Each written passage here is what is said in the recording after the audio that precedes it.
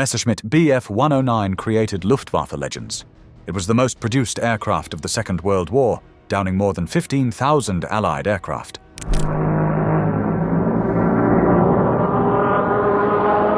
Yet even the Luftwaffe feared it, knowing that each mission could be a death sentence. But why did the war's best fighter turn from dominant to a metal coffin? And how did one ace pilot score more than 350 victories? When the Treaty of Versailles was signed following the First World War, Germany was left in tatters. No longer could they field a functional military, navy, or air force. The message from the Allies was clear. Germany would accept guilt for the war, and it would no longer be a military power. Inside the hall, delegates signed the document, with Wilson, ill from overwork, hoping that his League of Nations will correct the shortcomings he feels are in the treaty. Yet the Germans resented the deal, with one man's rise to power spelling the end of the so-called peace agreement, with a promise to restore Germany to its former glory. Der Reichskanzler Adolf Hitler hat das Wort.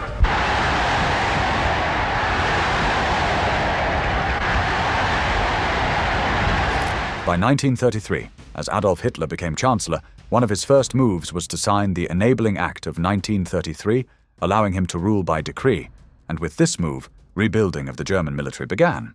One of its first objectives was to restore the Air Force to its former glory, with an ambitious Bavarian designer, Willy Messerschmitt, at the helm. His creation would first tease the world at the 1936 Berlin Olympics, not only flying, but shattering the international speed record, with its British Rolls-Royce Kestrel engine. Yet these were just prototypes, and what was to come would shock the world.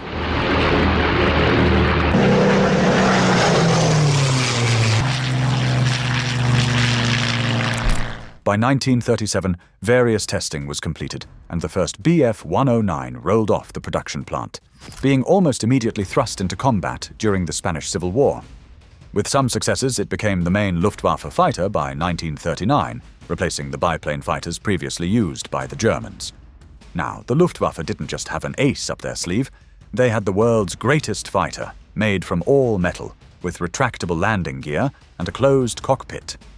It projected power and dominance in the air, something the Allies would quickly find out when Germany launched its invasion of Poland. Led by the BF 109, the Germans cut through European airspace with ruthless precision, while its two machine guns sliced up enemy armor like Swiss cheese. Yet across the Rhine in Great Britain, engineers were hard at work with something of their own, something that would force the Germans to make the BF 109 even more deadly. The Spitfire was slowly entering service, with 8 guns mounted on its wings, and it immediately kicked the Germans into action. More firepower was needed, so 2 20mm cannons were added to the wings, with the ability to fire deadly explosive shells. These again shifted the advantage to the Luftwaffe, and with every mission, newer and newer versions of the BF 109 were designed, taking it from an aerial ace to an absolute monster even the Allies feared. Yet some German pilots still treated it with some skepticism, and they had good reason to fear the BF 109, but not for its aerial prowess or even its firepower. The Messerschmitt BF 109 was hiding a far deeper and dark secret that would see more than 1,700 of its own die before they even took off. One of the key designs of the BF 109 was to remove the landing gear from the wings. It meant that instead of retracting into the wing, the gear was retracted into the fuselage, which forced them to design a very narrow wheelbase. When the BF 109 was in the air, it looked majestic with its sleek design and new landing gear. It was also far more aerodynamic, allowing it to break virtually every speed record at the time. But getting into the air was a coin toss. The narrow landing gear made the aircraft extremely unstable, especially during landing and takeoff. This meant that even the slightest of crosswinds would push it to the side. A little bump could completely offset the plane, and in most cases it simply flipped over.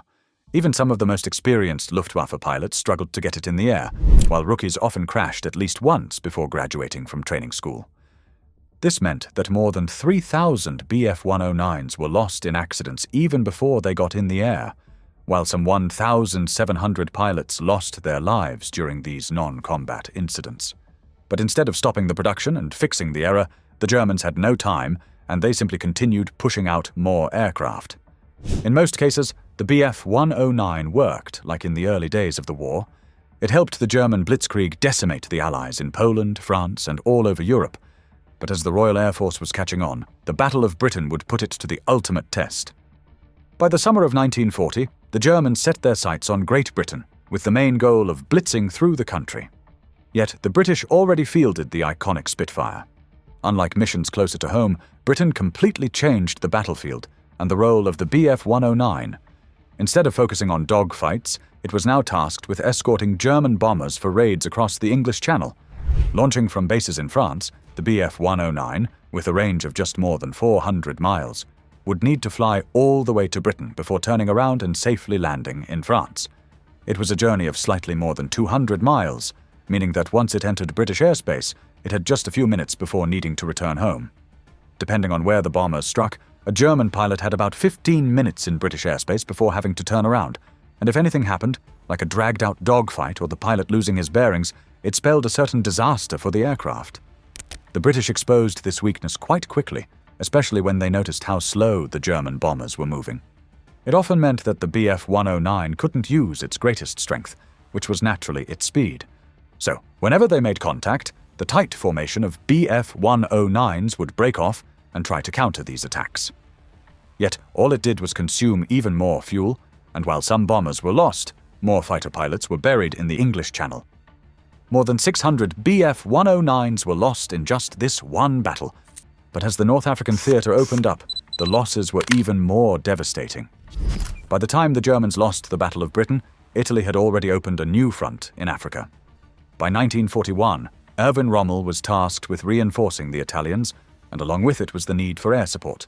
Yet this was once again not easy, with the Bf 109 severely limited in range, while the hot African air virtually cooked the engines.